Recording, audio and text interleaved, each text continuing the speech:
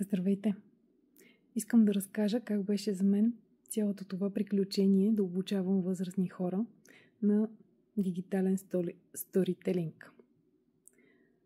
Преди всичко, огромно предизвикателство.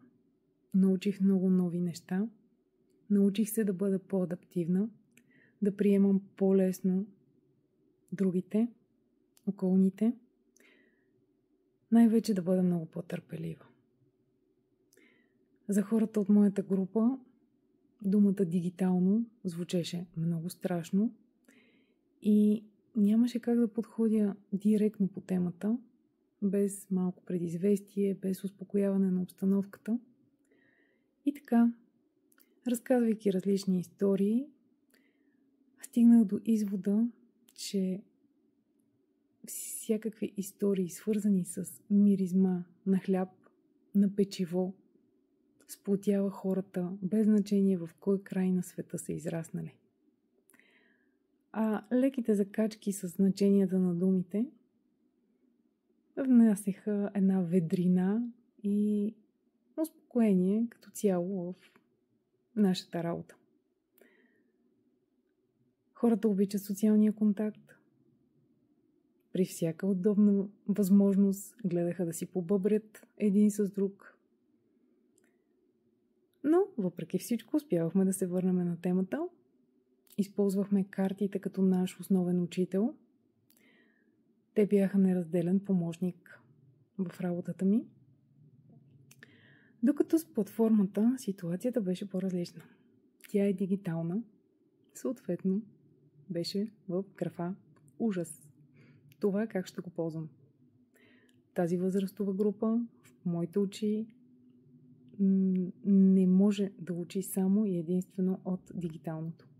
Има нужда първо от физическия контакт, от човешкия контакт и след това вече, като видят, че нещата не са толкова трудни, даже стават много лесни, а и когато и съседа до тях се поти по същия начин, лека по лека се успокояват, лека по лека приемат и този начин на обучение. Адаптират се към него. Просто имат нужда от малко повече време. Снимките и музиката също бяха неразделна помощ за нас, защото когато някой донесеше снимки на второто упражнение, другите казваха: може ли аз да видя? И аз съм бил там. Но там беше много хубаво.